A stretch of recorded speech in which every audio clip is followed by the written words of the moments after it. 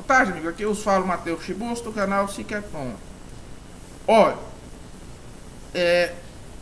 eu criei um nível 3 de membresia, certo? Que é um nível 3 que, claro, ele dá os benefícios do nível 1 e no nível 2. Mas além disso, ele dá algo a mais, que é o quê? É a participação numa espécie de masterclass do Matheus Chibus, na qual eu darei, né, aulas semanais, nas quais eu mencionarei assuntos importantes para a vida intelectual, para a formação intelectual, né, progressivamente. E eu vou falar também, certo, o que acontece na semana. Vou falar de quais são as leituras importantes que eu fiz na semana. E claro que vai haver uma articulação entre tudo isso, né? Vai ter uma... vou sempre apontar as relações entre isso tudo. Olha, seria algo análogo à fase final do curso, talvez. A fase intermediária, né? Em termos de formato, é algo em que eu estou pensando. Seria toda semana no caso. Bem, então eu queria convidar todos vocês a serem membros de nível 3 do Siqueton. Bem, agora, recentemente, né, nós tivemos um membro de nível 2, né, que ele usa, acho que é MKBox, eu acho que é o nick dele, né, que no caso, deixa eu ver aqui qual é o nick dele. Agora tá. Se é MKBox, né? Deixa eu ver aqui. Ele veio me fazer algumas perguntas sobre a questão do cânone da literatura brasileira. Se o cânone que existe é um bom cânone ou não é. Se o cânone é um cânone que ele é correto, se ele é um bom cânone ou não é. MK Hop, né? E a resposta é, não, ele não é um bom cânone. Porque o cânone atual da literatura brasileira é um cânone que deixa de fora tudo aquilo quase que não for passível de uma análise marxista. Vamos lá. Historicamente, a intelectualidade brasileira, ela era uma intelectualidade, ela sempre foi uma intelectualidade jornalística, certo? O que já é uma coisa muito ruim, porque o jornalismo é uma terra de ninguém, ele é uma cracolândia intelectual. Mas a intelectualidade brasileira sempre foi uma intelectualidade onde o debate ocorria primariamente no meio jornalístico, certo? O jornalismo ele era o centro da intelectualidade brasileira. E com o tempo, o jornalismo, e da crítica literária, mais ainda, quase toda a crítica literária brasileira, até mais ou menos os anos 50 e 60, foi feita por jornalistas. Ou foi feita em jornais, em grande parte. Ou por jornalistas que publicavam, às vezes, algum livro. Certo? Historicamente, a crítica literária no Brasil é assim. E os grandes escritores do Brasil são quase todos jornalistas. Quase todos. Quase a sua totalidade. Na literatura, mais ainda. Só que o que acontece? É que houve muitas mudanças no jornalismo brasileiro. Mas importante delas é a seguinte: ser uma intelectualidade jornalística já é uma coisa ruim. Porque o jornalismo é no mundo inteiro um meio cheio de vícios intelectuais, cheio de mediocridade, cheio de toda picaretagem possível. O jornalismo é um meio picareta intelectual, e é um meio que também atrai para si muita gente idiota e sem cultura. No caso, e também que pode ser muito instrumentalizado ideologicamente. Só que em um certo momento houve uma mudança dos agentes históricos que dominavam o jornalismo brasileiro. Porque até a ditadura militar, o jornalismo brasileiro era centrado no Rio de Janeiro. E no jornalismo carioca, até então, havia um certo equilíbrio entre várias correntes de pensamento. Havia o jornalismo católico, né? E quase todos os jornais tinham algum jornalista católico, e eles eram inúmeros. Você tinha, por exemplo, Álvaro Lins, Gustavo Corsão. Os nomes são um rol muito grande. Os nomes são um rol muito grande. Você tinha gente da esquerda também, né? Dos vários setores da esquerda. Você tinha jornalistas que eram de uma orientação filomilitar, né? Havia jornalistas que eram figuras incompreensíveis, né? Jornalistas de tendência neopositivista no geral, né? Não positivista, né? Mas a ditadura militar, se vocês forem bem, ela perseguiu duramente o jornalismo no Rio de Janeiro. E nessa época, com exceção do Jornal do Brasil e do Globo, quase todos os jornais importantes do Rio de Janeiro fecharam.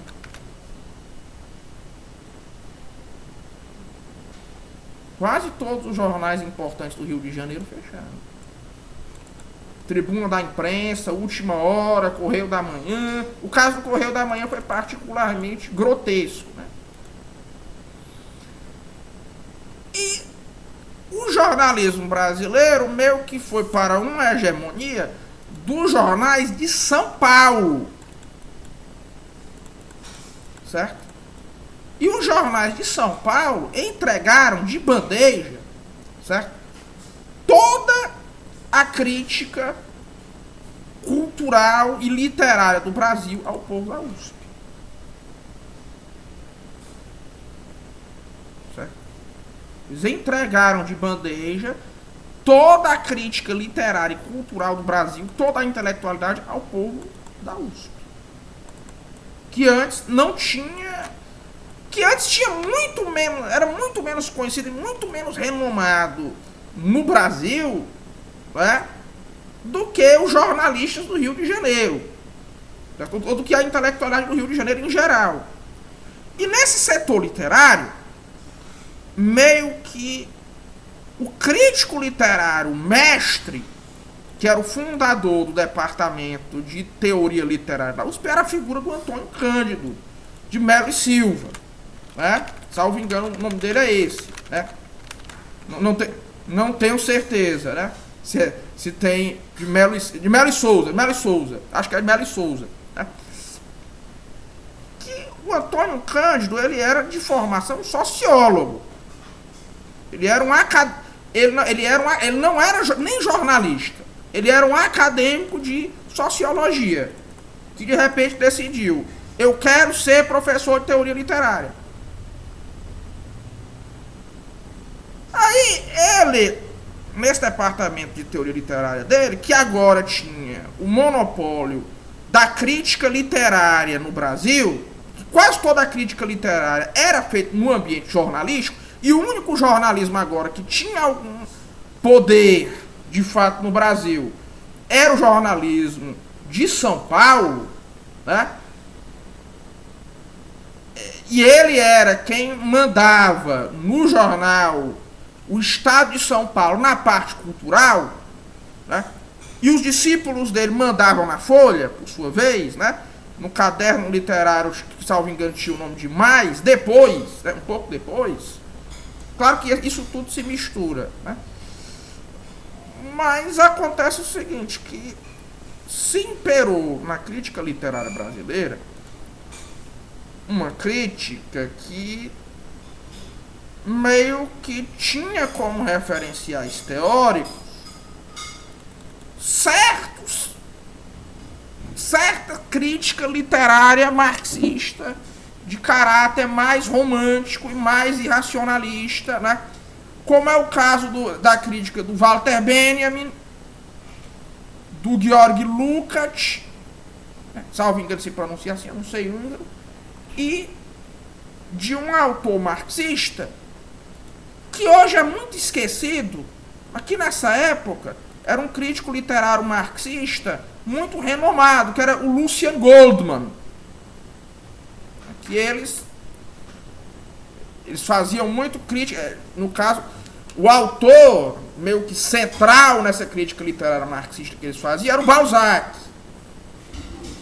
E o Antônio Cândido e a turma dele, Alfredo Bose, né? Leandro Conde era o análogo carioca dessa turma aí, né? Nessa época, mais ou menos, ele escreve o livro Marxismo e Alienação, né? Que apesar do nome é mais um esboço de teoria marxista da cultura com base no Goldman e no Lukács. Certo? Esse livro é publicado, salvo engano, em 78. Ele está feito um deslocamento. E esse pessoal aí, eles vão excluir da literatura brasileira tudo aquilo que não é muito passível de análise pela crítica literária marxista. Certo? Por exemplo, eles vão colocar como centro, como referencial supremo de estilo no Brasil,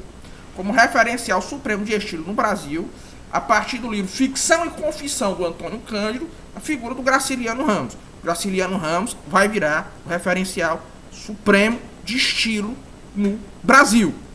Até hoje, por exemplo, na Academia Brasileira, a primeira pessoa é mal vista. Na escrita brasileira, a primeira pessoa é mal vista. Porque o referencial supremo é o Graciliano Ramos, que é notável por ser um autor que, no seu estilo idiosincrático, não usava a primeira pessoa. Muita coisa, certo, que ia contra, digamos assim, né, esse cânone literário, contra no sentido simplesmente de não ser algo assimilável, de ser algo interpretável em uma clave literária marxista, ou ser difícil de se interpretar nesses termos, foi esquecida. Por exemplo, um dos autores mais importantes e mais renomados, inclusive mundialmente no Brasil, na prosa, eu acho que até os anos 70, entre os anos 40 e 70, foi traduzido para várias línguas, foi o Rosário Fusco. Orson Welles, ele comprou os direitos autorais do livro O Agressor de Rosário Fusco para fazer um filme. O filme não foi feito porque o Orson Welles era persona non grata em Hollywood e em um certo momento tinha uma dificuldade extrema de obter financiamento. Mas o Orson Welles adquiriu os direitos autorais dessa obra, O Agressor do Rosário Fusco, que é uma obra difícil de achar. Ontem me mandaram na internet, eu nunca li, é muito difícil de achar. Ontem o pessoal me mandou esse livro. Mas era um dos autores brasileiros mais renomados do mundo inteiro. E hoje é raramente editado. As edições antigas do Rosário Fusco, né, desse livro O Agressor, por exemplo, né, custam R$ 90 no mínimo na estante virtual. Por quê? Porque ele é um autor psicológico surrealista. Não tem como você interpretar bem isso aí em uma clave literária marxista. Então, vamos esquecer isso aí. Não sei se esse esforço de esquecimento foi deliberado ou se foi simplesmente porque eles tratavam mais daquilo que eles conseguiam entender. Zé Geraldo Vieira, por exemplo, era um homem da esquerda, um homem do Partido Comunista. Mas a obra literária dele, quase toda, é sobre discussões de grandes intelectuais da classe alta, né? A obra dele quase toda é discussão de figuras ultracosmopolitas. Não tem como você fazer nisso uma crítica literária marxista muito bem. Talvez você queira dizer, não, esse autor aí, ele ignora a existência das classes baixas, alguma coisa assim, mas se for só isso aí não dá. Então, corta também. Não, foi esquecido. Zé Geraldo Vieira. Quanto à poesia, certo? A verdade é que esse pessoal aí nunca levou poesia muito a sério, para falar a verdade. Nunca levou a poesia muito a sério, né? O Antônio Cândido falava um pouco a esse respeito, né? Tinha um livro de estudo analítico do poema, mas é um negócio que não teve muitos sucessores nessa turma aí, né? Exceto o pessoal do concretismo, que é um negócio muito bizarro, que mistura essa crítica literária aí mistura também com certos setores do pós-modernismo, né? com o Ezra Pound, com a teoria poética do Ezra Pound, vira um negócio esquisito, né? Mas a poesia nem é o centro tão grande desse pessoal aí, tanto que até porque os críticos literários marxistas, que são mestres deles, né, só leem meio que o poeta de que eles mais gostavam, né, era o Baudelaire, né? E o Baudelaire é uma poesia que requer muito conhecimento de religião e simbolismo. E esse pessoal aí meio que, com exceção, acho que do Alfredo Bose, né, meio que eram intelectuais que tinham um certo preconceito. Estudar, ver coisa de religião pra quê? Né? Religião é alienação. Uma forma de alienação. Né? Que querem entender as coisas sem entender religião. Né? Nunca escreveram coisas tão interessantes quanto a poesia brasileira. O Bose foi o que escreveu coisas mais interessantes, mas a poesia brasileira é algo esquecido, para falar a verdade. O intelectual brasileiro, se ele for querer... Para o intelectual brasileiro, geralmente, a maioria não tem muito conhecimento de poesia, certo? Intelectual, eu não falo de pessoas inteligentes, certo? É diferente, né? E quando você vai ver uma tese no Brasil, você encontra muitas citações. O Bruno Tolentino já apontava para isso naquela época, e hoje isso é algo muito mais forte. Citações de Caetano Veloso, Chico Buarque, Gilberto Gil, Belchior, porque depois de morrer ele meio que virou uma lenda, né? Essas figuras do que se chama de música popular brasileira. Poesia no Brasil hoje em dia é uma coisa que a poesia brasileira poesia brasileira é uma coisa que ninguém estuda muito no Brasil. Até porque a tradição poética no Brasil é uma tradição principalmente católica.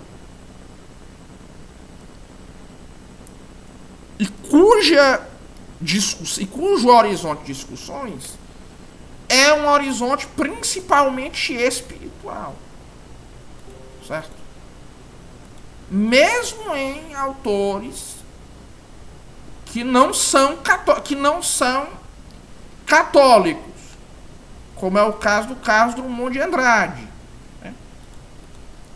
Carlos Drummond de Andrade, né, o verso, o poema mais famoso dele, né, é no caso, digamos assim, que uma brincadeira meio gnóstica, né, com as falas de Jesus Cristo na cruz, e ninguém percebe isso. Né? Não tem como você entender Carlos Drummond de Andrade sem isso.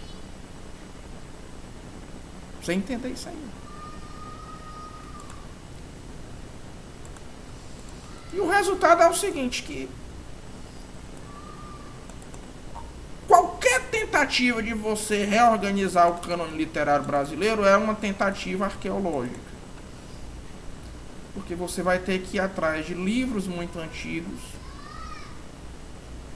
da crítica literária.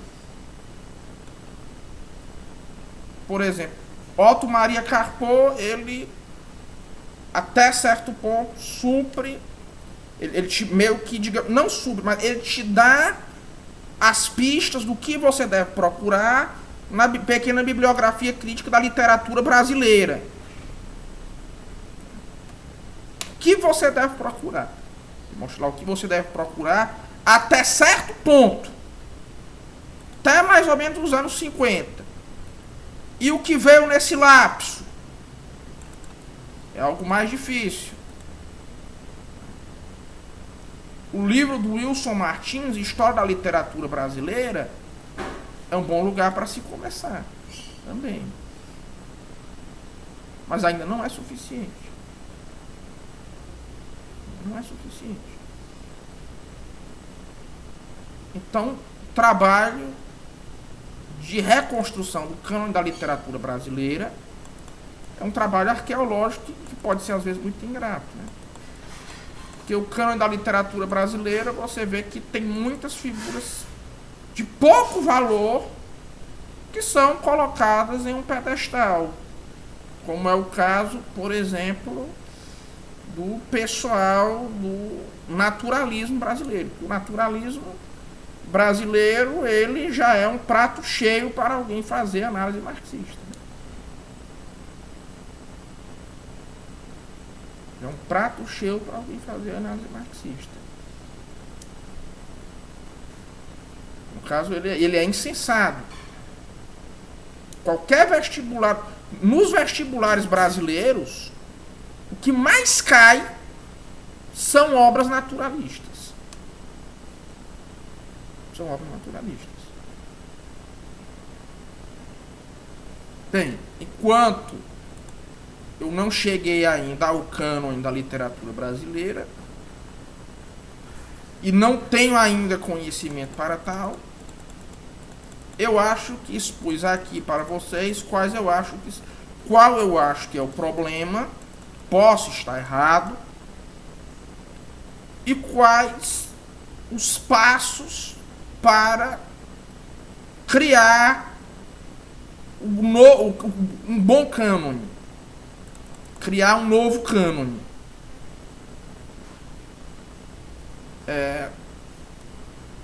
Aos interessados, desejo boa sorte. Aos que quiserem, contem comigo. A todos, um forte abraço e até logo.